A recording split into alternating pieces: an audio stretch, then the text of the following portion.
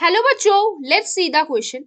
And the question says that starting from the innermost part, the correct sequence of parts in an ovule are option A egg, nucellus, embryo sac, integument, option B egg, embryo sac, nucellus, integument, option C embryo sac, nucellus, integument, egg, option D egg, integument, embryo sac, nucellus. तो आ जाओ बच्चों, आपका थोड़ा सा की concept के बारे में ध्यान से बात कर लेते तो चीजों को बहुत आसानी से हम सॉल्व कर सकते। तो देखो बच्चों, बाहर वाला जो ये वाला पोर्शन है आपका, ये वाला जो आपका पोर्शन है, ये बेसिकली आपका क्या कहलाता है बच्चों, इसको आप हाइलम बोलते हो, ठीक है।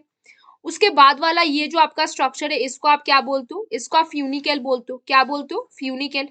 और फिर ये वाला जो पॉइंट है, इस पॉइंट को आप क्या बोलते हो, इस पॉइंट को आप माइक्रोपाइल बोलते हो। क्या बोलते हो इसको बच्चों, इसको आप बोलते हो माइक्रोपाइल बोलते हो। लेकिन ये वाला पोल वाला ये जो पोर्शन है, ये वाला पोल वाला जो पोर्शन है, इसको आप माइक्रोपाइलर पोल बोलते हो।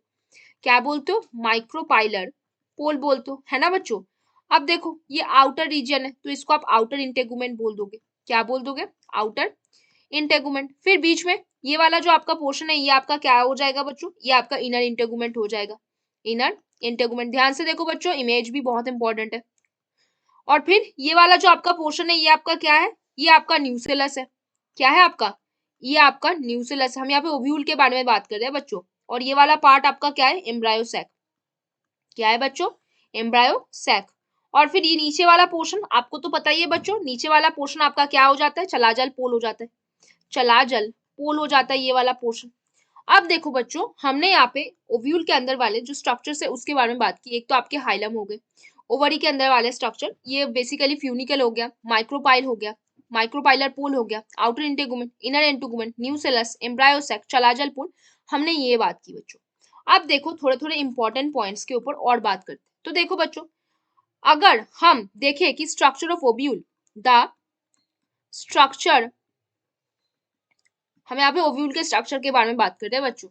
ऑफ एन ओव्यूल शोज, क्या शो करता है, that eggs are the innermost part of the ovule, that eggs are the innermost, सबसे इनरमोस्ट प्रेजेंट होता है एग, कहाँ पे प्रेजेंट होता है, एम्ब्रायो सैक के अंदर।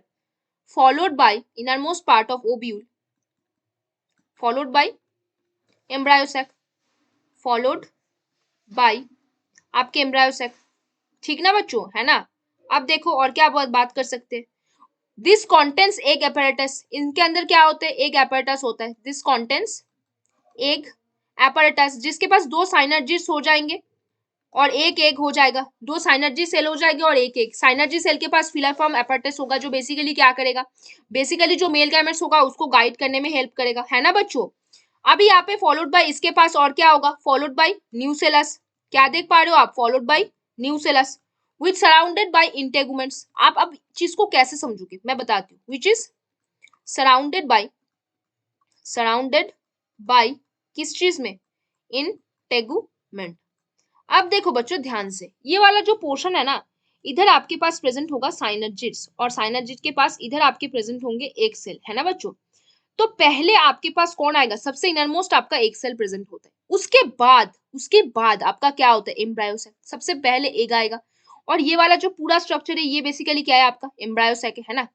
एम्ब्रायो सैक के बाद आपके पास क्या आ रहा है, न्यूसेलस। आपने वही देखा, एम्ब्रायो सैक है, उसके बाहर ये वाला जो लेयर है, बेसिकली ये आपका क्या है, ये आपका न्यूसेलस है ना।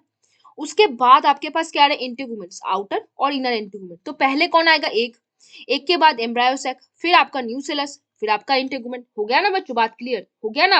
अब देखो ओव्यूल के स्ट्रक्चर को बच्चों ध्यान से देखना है, क्वेश्चन आ सकता है। तो पहले आपका एग आएगा, उसके बाद आपका एम्ब्रायो सैक आएगा, तो फिर यहाँ पे न्यूसेलस बोला है, एम्ब्रायो सैक बोला, इंटेगुमेंट बोला, नहीं होगा, क्योंकि एक के बाद एम्ब्रायो सैक आएगा, है ना। तो पहले आपका एग, उसके बाद आपका एम्ब्रायो सैक, फिर आपका न्यूसेलस, फिर आपका इंटेगुमेंट, है ना, सही है ना।